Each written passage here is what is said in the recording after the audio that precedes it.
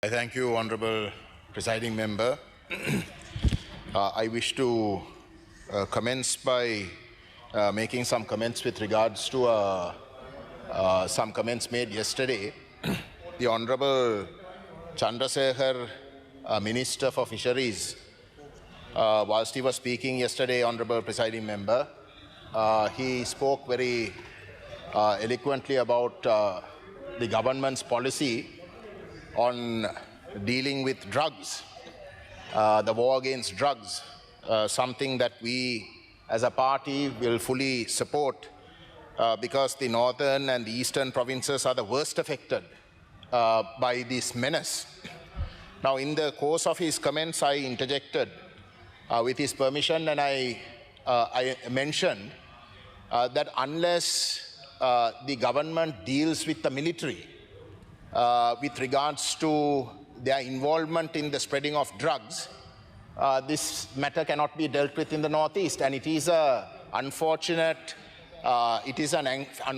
hangover from the war years, because we know, Honourable Presiding Member, during the war, the military establishment had a counterinsurgency strategy, and that strategy involved unfortunately the spread of drugs in the north and the east, so that young youth do not go and join the LTT. Similarly, there were other vices that were systematically spread.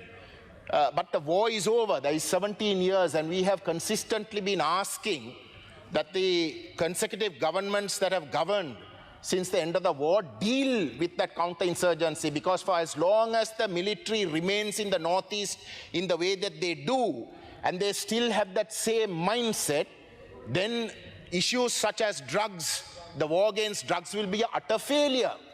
Now, when I made those comments, the Honourable Fisheries Minister stood up and agreed with me. He will agree because he has been living in Jaffna for the last 15, 16 years, representing the JVP. He cannot say that that is a lie. What I said was a lie, he can't go to Jaffna. You understand? So naturally, the Honourable Minister in a responsible way agreed. But to my surprise, the Deputy Defence Minister, who's here, that's why I'm starting my comments today, because he's here, stood up and he denied it when his speech came soon after. He denied it, saying that the military is very pure, and that Gajendra Kumar Ponnambalam must produce the evidence. I can tell you this, Honourable Presiding Member, with utmost responsibility. When people affected go to the police station to make complaints against the military, the police refused to accept those statements. When these matters are brought up every month in the District Coordinating Committee, not only during this government's time, even during the previous government's time, not only during Ranil Wickremesinghe, Gotabaya Rajapaksa, even before that during Mahinda Rajapaksa's time, the DCC meeting chairmen are always from the government. Even they agree that the military is involved. But here, a government that calls for a system change, a Deputy Defence Minister standing up and completely denying it, is completely unacceptable. Completely unacceptable. And I can tell you with utmost responsibility, the military has a presence. Honourable Presiding Member, in Vanni, the ratio is 1:2. For every 2 citizens, you have 1 military personnel. Do you mean to tell me that the military, without the military is knowing that the drug menace can happen? Do you mean to say that? Whom are you trying to fool? In Jaffna, the ratio is 1:14. Do you mean to say that without that is the official figure? With the military intelligence, we know it's much higher. You mean to say that without your knowledge, this can happen? So please don't fool us. Please don't fool us. I don't want to make personal comments against the Deputy Defence Minister. We know when he was in charge of the Eastern Province, when 2 police officers were killed at the Vamunadivo checkpoint, the LTT was accused. The LTT was accused. They tried to make out that it was former LTT cadres who were trying to recreate the LTT, which was utter lie. And he was the commander of the Eastern Command at that time. So I don't want to cast personal aspersions, But I am saying this with utmost responsibility. This government has our best wishes. right? This government will have our entire support against the war on drugs and all other vices. You will have our entire support. But I'm telling you again, in the Northeast, without you dealing with the military's involvement in this, you will never get rid of that menace. And I can tell you again, it is those retired military officers who are involved in this same drug menace in the South. Because you didn't deal with it in the last 17 years, it is now a menace even in the South. So for God's sake, please make sure that deputy defense ministers don't come and whitewash what is essentially a cancer. What is essentially a cancer that started in the Northeast and now is spreading all over the country. Honorable presiding member, I read through the entire budget speech. I am not a fast reader, so President Andhra Kumar, I think, might have taken 4.5 hours. I took about 6 to 7 hours reading his entire speech. Then I went through all the supporting documents also.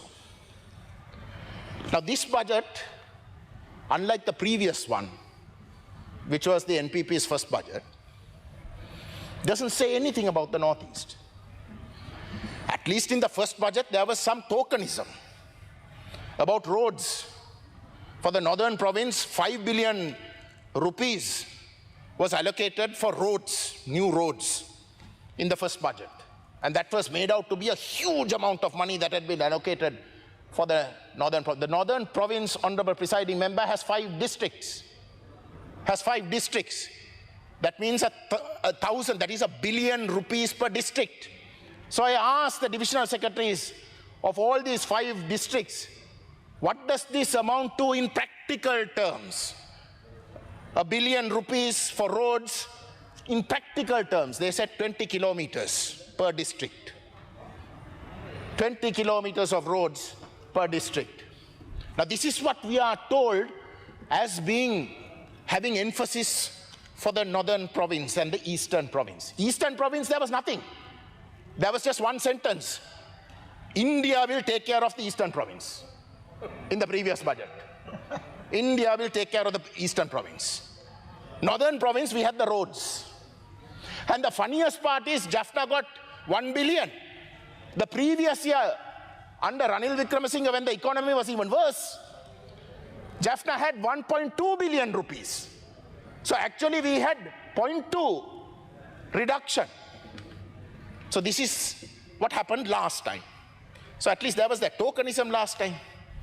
This time there is not even that. There is not even that. Nothing about the fact that for almost 35 years, that the north and the east was a war zone. That was a war zone. That the people's economy in that 35 years had to face an economic embargo. An economic embargo where a liter of petrol in 2001, when I first became a member of parliament, was 2,000 rupees. A liter of petrol in Jaffna was 2,000 rupees. Do you think for that 35 years when we had an economic embargo that we could have grown our economy? We were systematically pauperized. We were systematically pauperized in the name of fighting the LTT. It was the average Tamil-speaking people who were systematically pauperized. Okay, there was a war. Today there is no war. In 17 years, has any government in that 17 years after the end of the war chose to identify the fact that the Northeast is something different from the rest of the country? No. But you can't expect that from previous governments.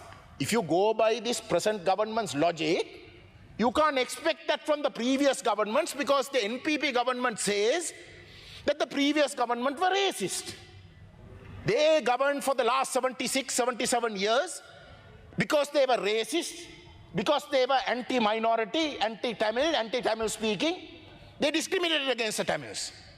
So naturally, you can't expect those governments, even after the war, to think in terms of, look, the Northeast must be looked at separately. We must protect the people's economy in the Northeast, allow it to grow, and then allow it to compete with the rest of the country. You can't expect previous governments to do that. But this government, oh no, this government is different, no. They came in on a system change.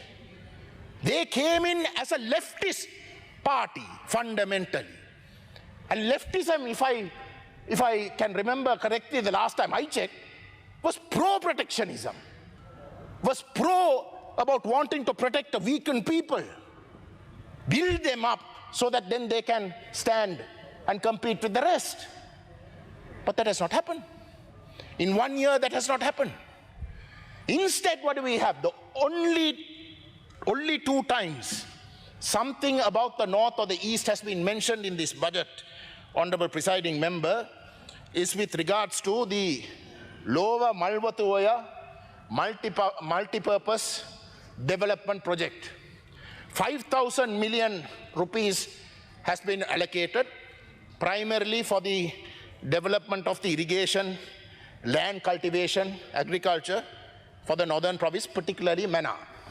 5,000 million rupees. Honorable Presiding Member, and I am saying this with utmost responsibility, this project was identified during the Gotabaya Rajapaksa time as well. We objected to it. We objected to it. I'll tell you very bluntly. Because of the implementation of this project, only 15 Muslim families were going to get affected, because when this project is implemented, there are certain lands that will go underwater. Only 15 Muslim families would have got affected. But the Gotabaya Rajapaksa government identified 1,500 families from the Anuradhapura district, Sinhala families from the Anuradhapura district, and said because they too will get affected. And I'm saying it with utmost responsibility by going by all the details from the divisional secretaries. Those 1,500 families have no effect at all with regards to this project, but they were going to be relocated into Chettikulam in Vavuniya South. So we objected to this.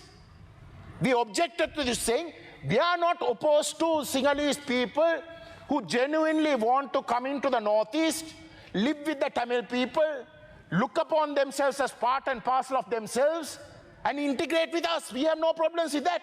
We never have been against that. But if it is a program that is systematic to try and change the demographic patterns of the northern and eastern provinces, that is something that we oppose. That is something that we will oppose. So last time, even in the budget, there were 2 projects that were mentioned. One was the Lower Malwatuoya, this project, and also the one in Batiklo, which affects the anyway. So the Batiklo project has not been mentioned this time, but this has been mentioned. That is the one occasion in which it has been mentioned. The other occasion is with regards to the development of 4 airports. Those airports are Hinguraggoda, Sigiriya, Trinco, and Jaffna.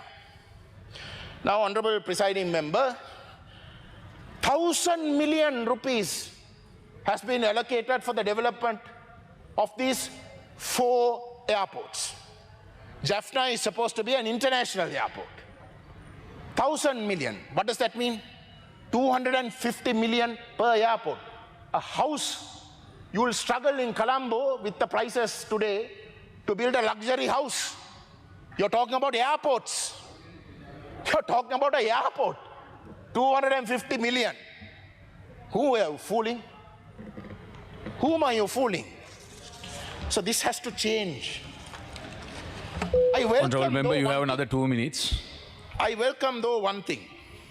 The Honourable President, as Finance Minister, has pledged to increase from 3,850 million to 5,000 million, that is 5 billion rupees allocation for the building of 2,500 homes. So that would mean that it will amount to about 2 million rupees per house. That is an improvement. 1.5. That is an improvement. And that is something that we welcome. But it's only for 2,500 homes, Honorable Presiding Member. I mean, India was willing to give 50,000 houses, of which our Malayaha Tamilar also got some houses. 50,000 houses. You should be thinking on those terms. It's a war-affected place, for God's sake. A foreign country is willing to give us 50,000 houses. You're saying 2,500 as if it's some great help for the northern province. So we must put things in perspective, Honorable Presiding Member. It's been too long. It's been too long, 17 years after the war, with a government that claims to change the entire system, change the entire perspective. If you are not prepared to see the immense gap between the northeast and the country, what you are going to do in effect is that you are going to create a situation where those people in the northeast cannot compete, and as a result they are forced to flee the country to wreak out an existence. Is that what you want? And to remember, your time is up. Is that what you want? Refusing to accept that the Northeast as a special status means that you are deliberately perpetuating a situation where those people are forced to leave the country, forced to flee, because they just cannot wreak out an existence. And that, Honorable Presiding Member, is certainly no system change. Quite the contrary, it is a perpetuation of the rotten system, that the Rajapaksas pursued as a result of their racist policies. So that has to change.